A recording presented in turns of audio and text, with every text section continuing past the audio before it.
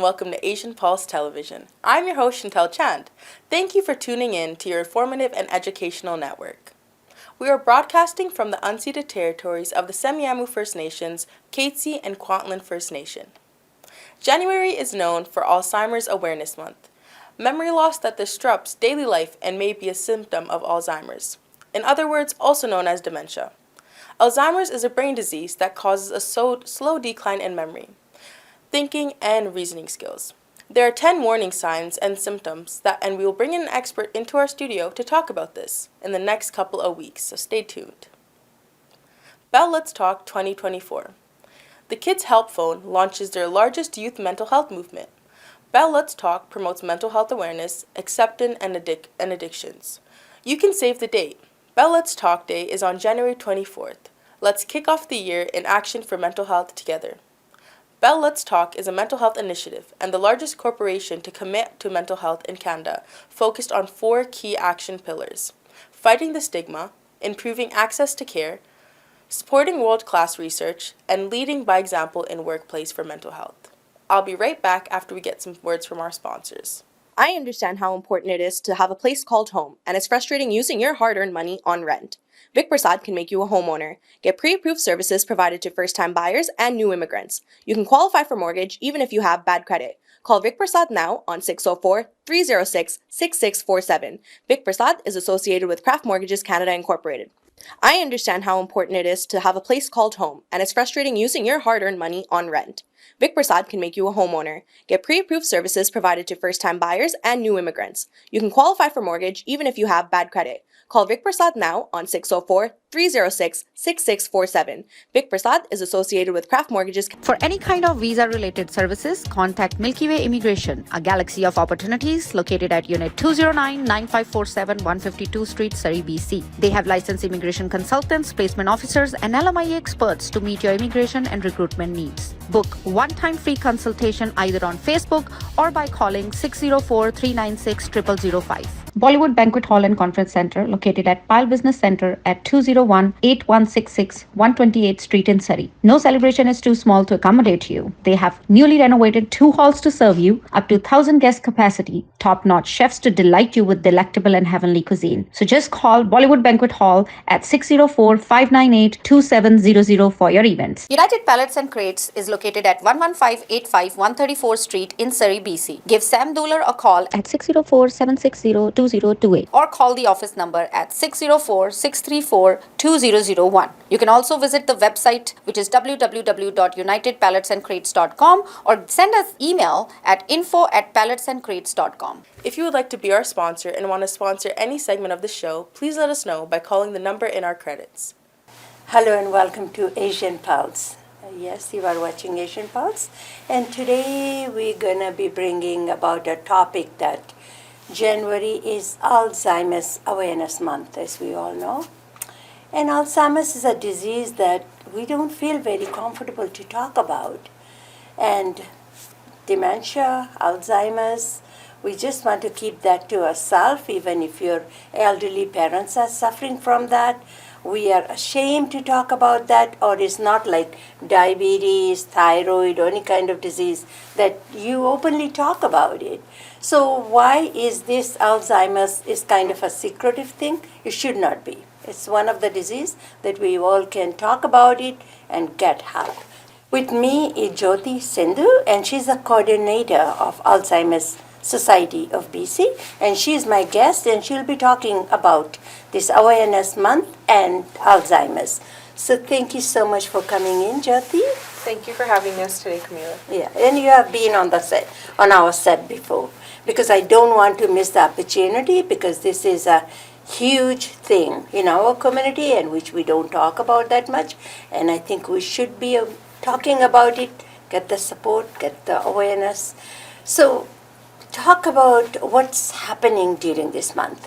So during this month, we're trying to create awareness about dementia, but in particular about the stigma associated with it. So what we're trying to say is that even though you've been diagnosed, it doesn't mean that you cannot live a meaningful life anymore.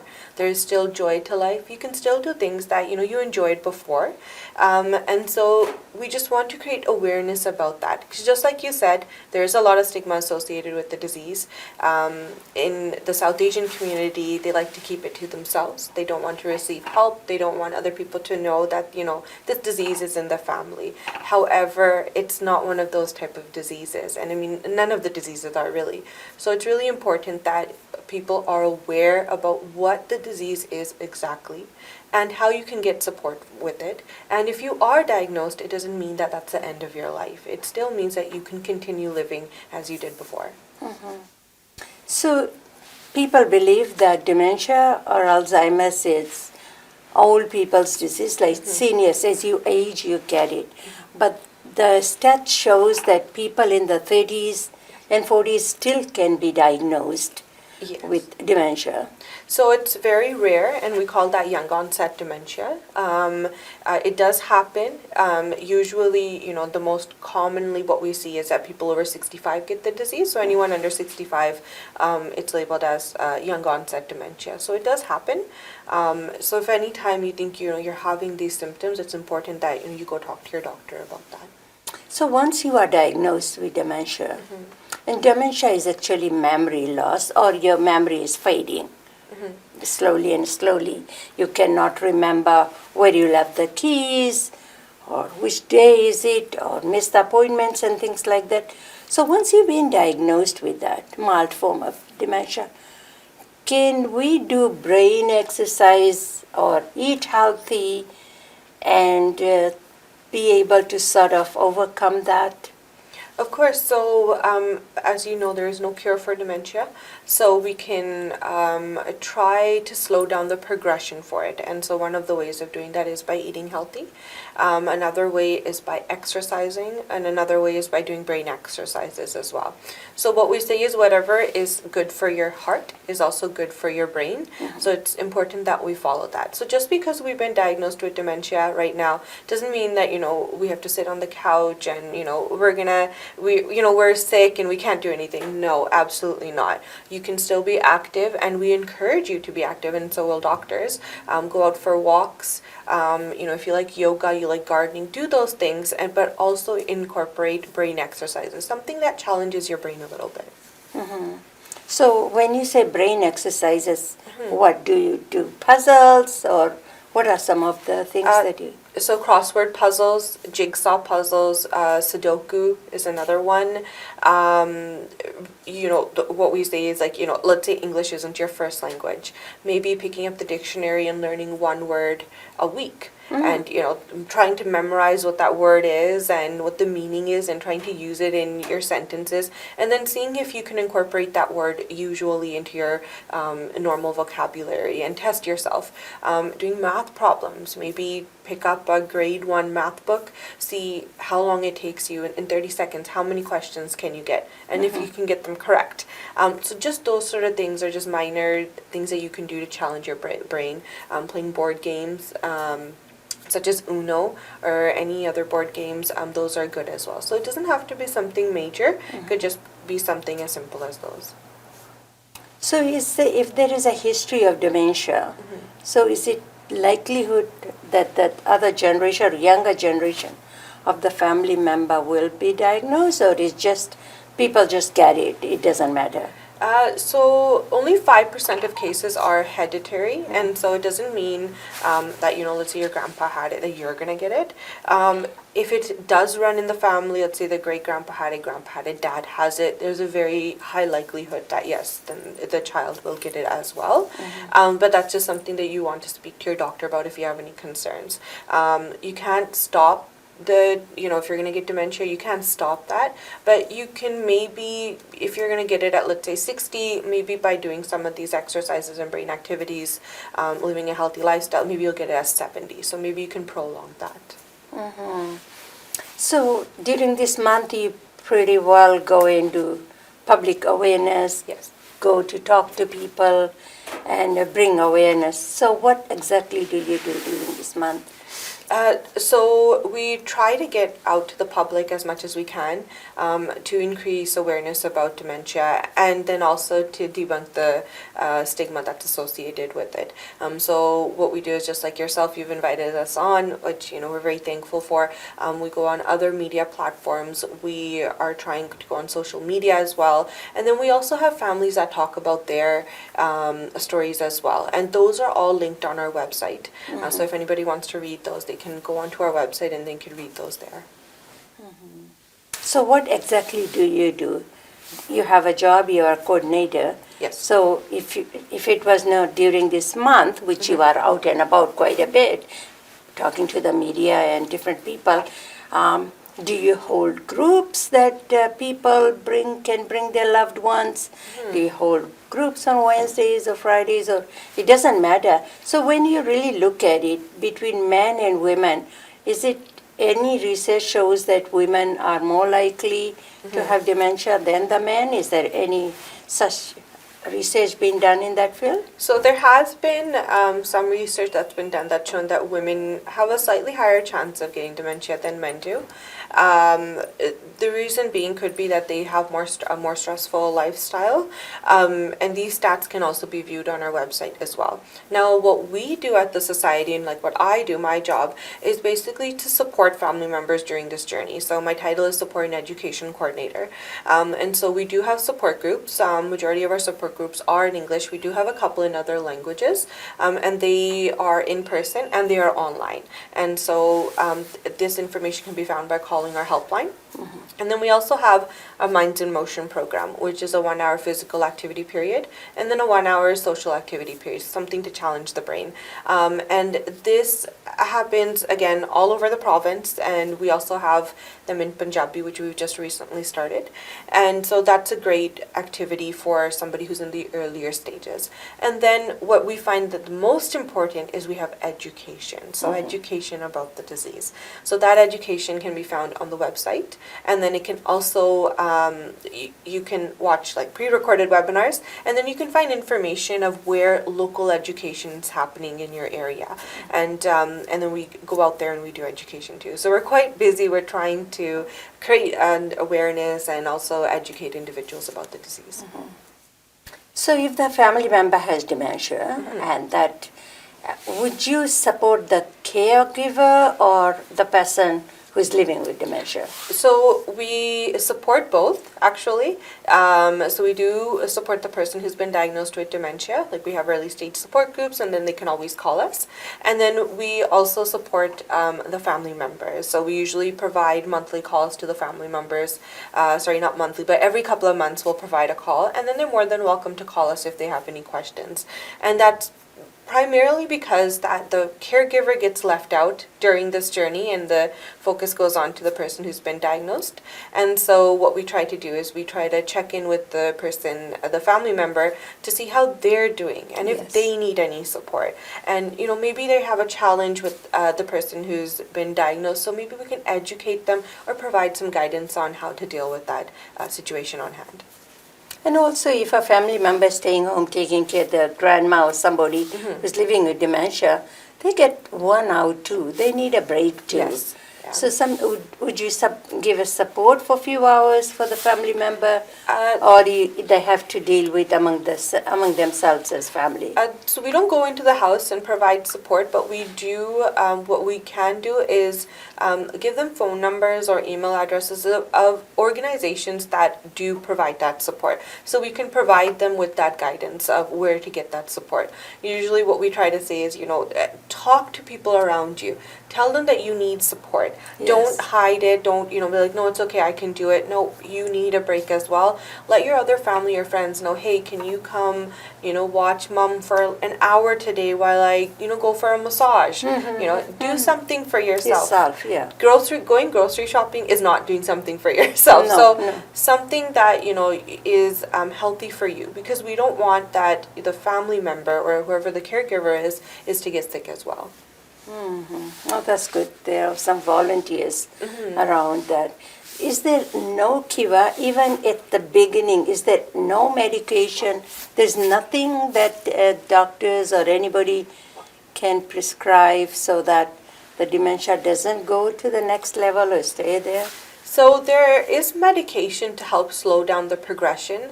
Now that medication works for some people, it doesn't work for others. It has its side effect, as all medications does. So there is a medication, but it's not a cure. Yeah. So it can help slow down the progression. Just as we spoke about living a healthier lifestyle, can also help to slow down the progression. So there is that option, and if need be, a person can always speak to their doctor about that. Mm-hmm.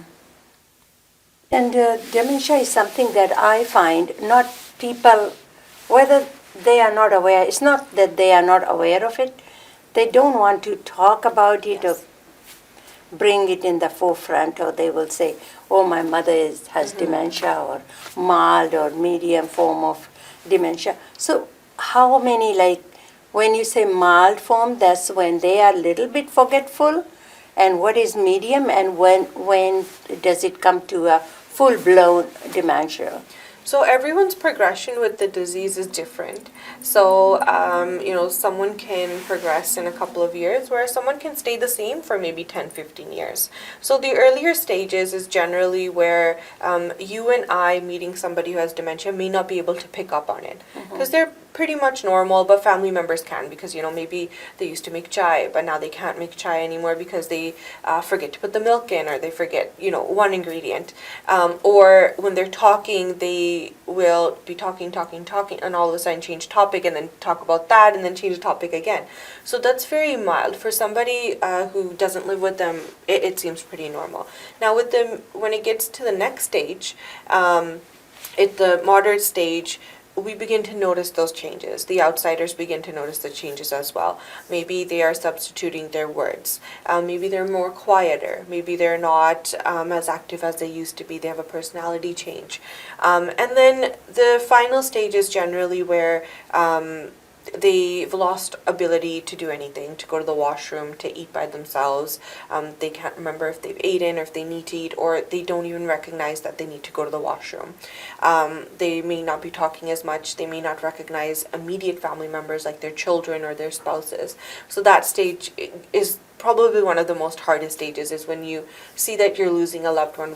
Well, they're right in front of you, and they're fine, healthy otherwise physically, but their brain is starting to diminish. So but in between, there are other stages as well between these three, and everyone progresses differently. So somebody could be in the earlier stages and be in the early to mid, and then mid, and then mid to late. So in that way, and there's no really way of me saying that they will progress in 5 years or 10 years or 20 years, because someone can stay the same for maybe 10 years and pass away from a totally different disease.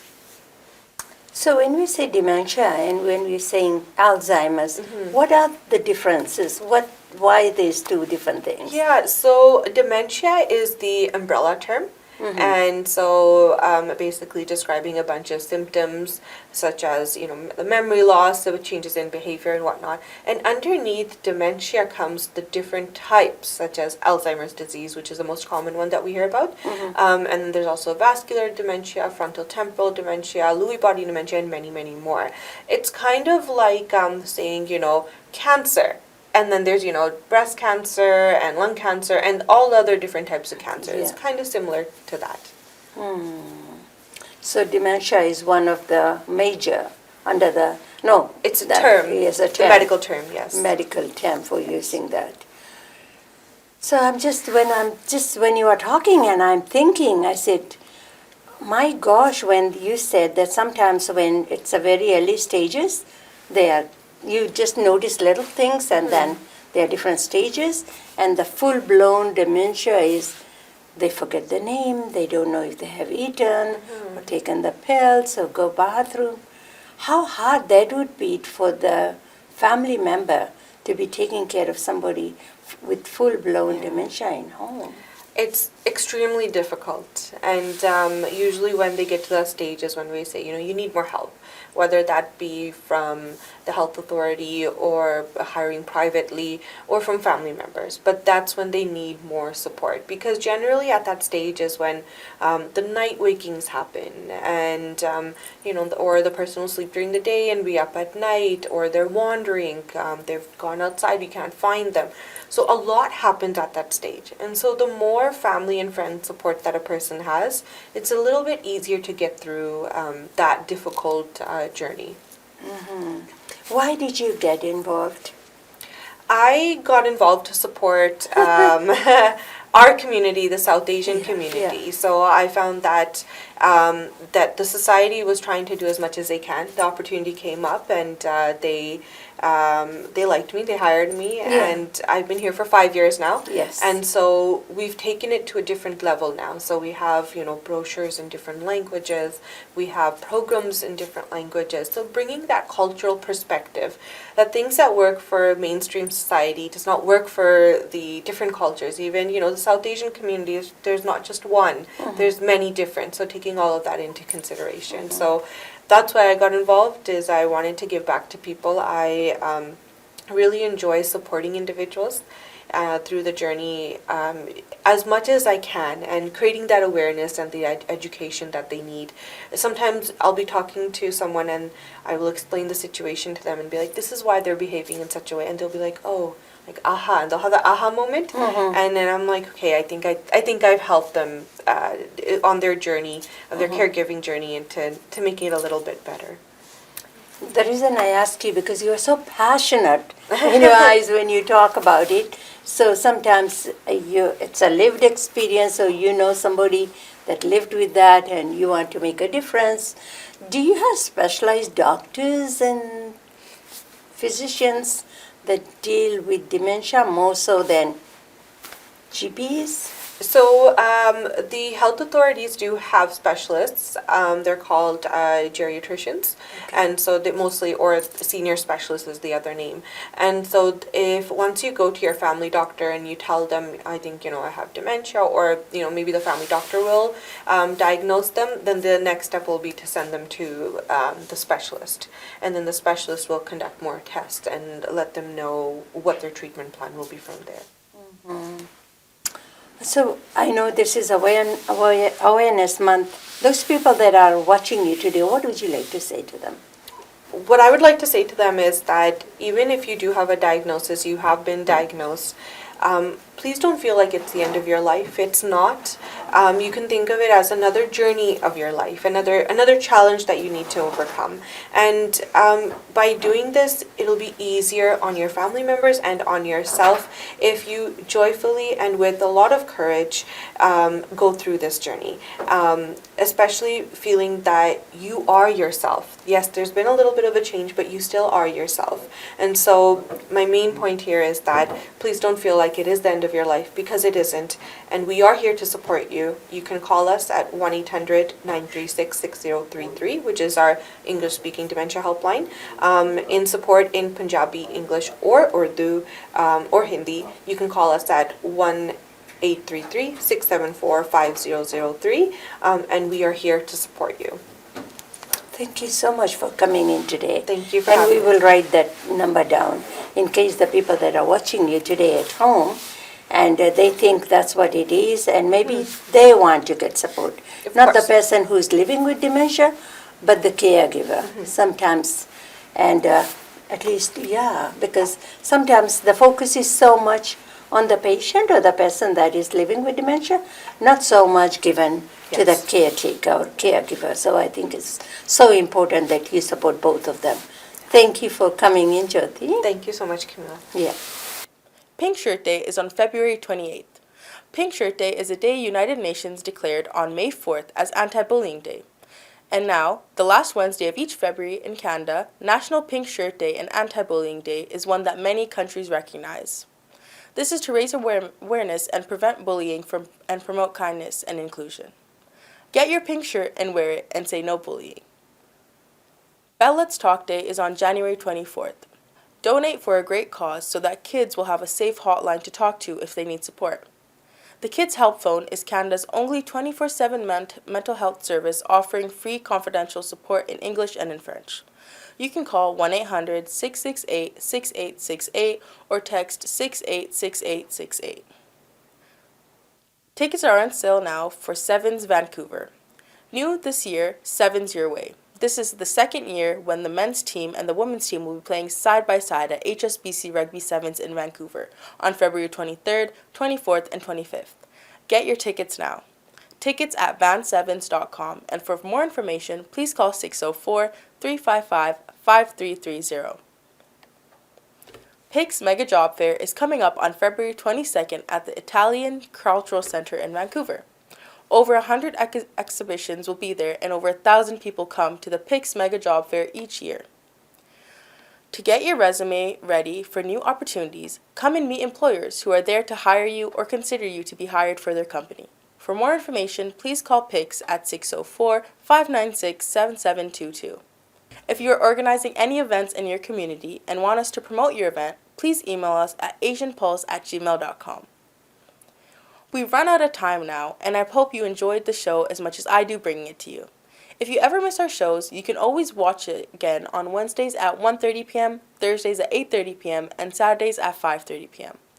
All our shows are also broadcasted in Calgary on Channel 10 on YouTube and on Shaw. All our shows are also uploaded to YouTube under the Camila Singh Shows. If you would like to sponsor this show or any other show that we bring to you, please call 604-537-5123. Before we leave, I will leave you with these thoughts. Grief never ends, but it changes. It passes, not a place to stay. Grief is not a sign of weakness, nor a lack of faith. It's the price of love. I'm your host, Chantel Chand, and I hope you all have a wonderful day. We look forward to seeing all of you next week on the same channel and the same station. In the meantime, take care of yourself and those around you. Bye for now.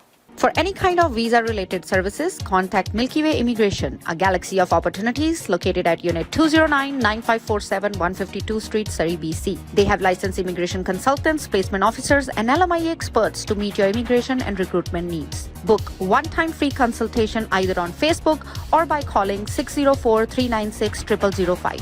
Bollywood Banquet Hall and Conference Center, located at Pyle Business Center at 201-8166 128th Street in Surrey. No celebration is too small to accommodate you. They have newly renovated 2 halls to serve you, up to 1,000 guest capacity, top-notch chefs to delight you with delectable and heavenly cuisine. So just call Bollywood Banquet Hall at 604-598-2700 for your events. United Pallets and Crates is located at 11585 134th Street in Surrey, BC. Give Sam Dooler a call At 604-760-2028. or call the office number at 604-634-2001. You can also visit the website, which is www.unitedpalletsandcrates.com, or send us email at info@palletsandcrates.com.